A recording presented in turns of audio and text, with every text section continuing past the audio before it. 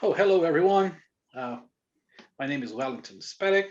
I'm a faculty here at Anderson School of Management. And in preparation for our March 26th event about social entrepreneurship and impact investing, I have another great guest that I would like to introduce you now, Dr. Reilly White. And as just we did with the topic for social entrepreneurship, would like to discuss a bit more now with the other topic of our event, impact investing. So, Reilly, welcome. Thanks for speaking with me on this topic. And, you know, um, we'll go straight to it. What's impact investing?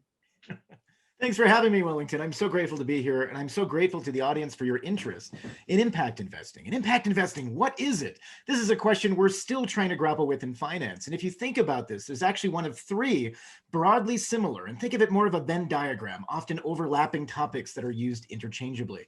Impact investing, socially responsible investing, ESG, environmental or governance based investing. And based on these standards, investors have in front of them an almost intimidating amount of information, amount of data, how to process and how to evaluate what this question is. And so this has evolved with time. And impact investing in general, think of investments that are not traditionally alike to how finance describes typical investments. We're looking for profit, we're looking at valuation standards, we're focused on often a heavily quantitative approach in firm performance. Impact investing, along with ESG, along with socially responsible investing, focuses often on values. What impact do these investments have? In impact investing, you might imagine a venture capitalist looking to fund a new company. They might focus on not just the amount of return that they'll get after a few years, but was the company able to hire a large number of people? How many people did they hire? Was it gender diverse? Was it diverse around other metrics of diversity? Was it environmentally sustainable? Did they produce a product or service that represents the values of the investors themselves? Years ago, this was not a primary factor in finance in deciding where to allocate investments. Even attending sessions, looking at meetings 3 or 4 years back, there was not a lot of attention on it. And the attention that was on there was highly specific. People said, wait a second, I understand this is important and a few clients might be interested in it, but it doesn't feel right for my firm. What we've seen in the last year or two is an explosion of interest around ESG, around socially responsible investing, among impact investing in ways that we haven't really seen before. And it's become a challenge for many wealth managers, asset managers, and other people to sort of investigate and ask themselves, well, what do I know about this? How do I evaluate a company for something like this? And what do I do about this? And is there something that I can do to help sort through potential investment opportunities to determine what would create the biggest impact for my dollar for my clients? And so right now, our approach is each year we get more and more advanced on what this means, how we evaluate companies along these different lines, and the types of values that investors care about. And what we've seen right now is just an incredible interest in this particular topic. Fascinating. I mean, um, you're right. I remember going back, not even 10 years ago. And these were just things that were being talked on the side. And the tremendous growth that we have seen in ESG, for example. Yeah, it's fascinating. So, as more related now to our event, March 26th, where you're going to be speaking a bit more specifically about the work that you're doing with New Mexico, and I know that I'm sure that we're going to hear much more during the event, but can you give us a little bit of what to expect about the project you're doing and what do you intend to highlight during the event? Oh, Wellington, thank you so much. I'm so happy to contribute. So what we're seeing now is in our research and in the research that we've proposed involving impact investing, we've sort of drilled down to the case of New Mexico. We know anecdotally from other research that's been done and by systematic research, empirical research that's been done, that companies are often, or firms who are wealth managers, asset managers are often confused, not only about the definition of impact investing, socially responsible investing, or even ESG, but how they can utilize that for their firm. For instance, disclosures based upon values are not standardized across the industry. We know, for instance, that the SEC, the Securities and Exchange Commission, available for public companies, where they disclose all information pertinent to the public mind. So we have financial statements, definitive clauses, changes in leadership and management. Those become critically analyzed and have been so in finance for some time. ESG, socially responsible investing, impact investing, a bunch of different entities have come up with a level of standardization to provide some context to those reports, but firms can only issue those voluntarily. And they issue them voluntarily in the sense that they are looking to fulfill certain objectives. They're looking to signal something. But in all, many investors look at this and say, well, how do I evaluate this? Or how would I look at this information and process it? And so what we wanted to drill down to was we wanted to look at the case of New Mexico.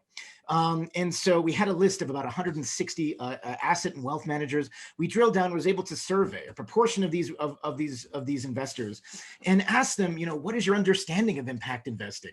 How important do you think it will be? Do you think it will generate above average or average returns in the future? And we had some very interesting findings. Not only were our findings split by generation. Younger investors were often more keen on value-based investing than older investors typically, but we also saw some changes with regards to how much people know. As of right now, there isn't a large-scale depth of knowledge in New Mexico about these things. Our goal is to help provide clarity. What can we use to evaluate impact investment? What sort of tools and resources are available as we go through it to provide context and data for our firms? So for instance, an example of a problem might be, what is your firm's physical dollar impact towards investing in renewable energy? And this is very confusing because a lot of people, a lot of clients will look at this and say, I want to invest in proactively in firms that share my values. And their values might be, proactive towards climate change, proactive towards renewable energy.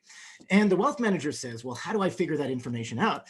And they can use sustainable reports. And they often find that a lot of the companies that are also, say, fossil fuel extractors often invest simultaneously a lot of information in a lot of investment, I should say, with regards to impact investing. And so they return with a portfolio for their clients, and the clients are like, this isn't right. It doesn't feel right. I don't have a sense of that. And so these stories are so common in finance. And so we're trying to provide some clarity, some guidelines, some clear practices for these businesses here in New Mexico about not only one, what they can do to evaluate impact investing and other related socially responsible investing concepts for their own clients. Two, what are best practices? What don't work? What works? What doesn't work? How do we evaluate something that isn't consistent? And three, we want to provide context. One of the things we heard over and over again was that we just do not have enough information about this, or the information out there seems disseminate. It seems confusing. Can you provide clarity in this direction? And our research hopes to do this. And to give you a sense about this, even if you ask a simple question, how much financial investments are invested in ESG screens, impact investing screens, other types of screens for investments across the world? And the answer varies from about $20 trillion to about $80 trillion. It is a significant number, but we can't even whittle it down to a more refined point than that, depending on the characteristics that we have.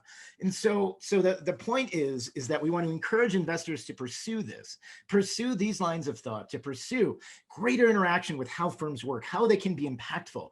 And often, especially as you drill down to more specific impact investments, these impact investors want to be partners. They want to be able to provide a sense of community and direction for that company. And they'll be there to reiterate if the investment's going well, not going well.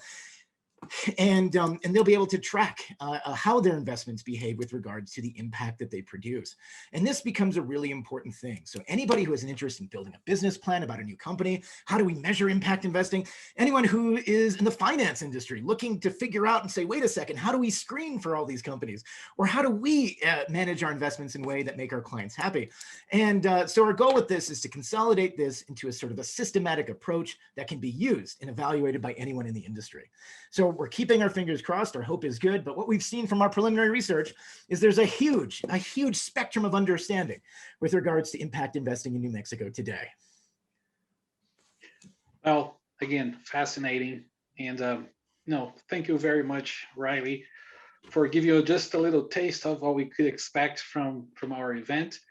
So we're looking forward to it. We're going to have a link here in this video for the registration and the updated agenda. So please, consider attending. And we have a host of great speakers and panelists and keynote speakers. Reilly, any final thoughts? My final thoughts is we're so grateful for you tuning in. We're so grateful for your time on March 26th for the conference. And just know that it doesn't stop there for us. We're still researching, still looking into best practices and systems here at UNM for topics of relevance like this one.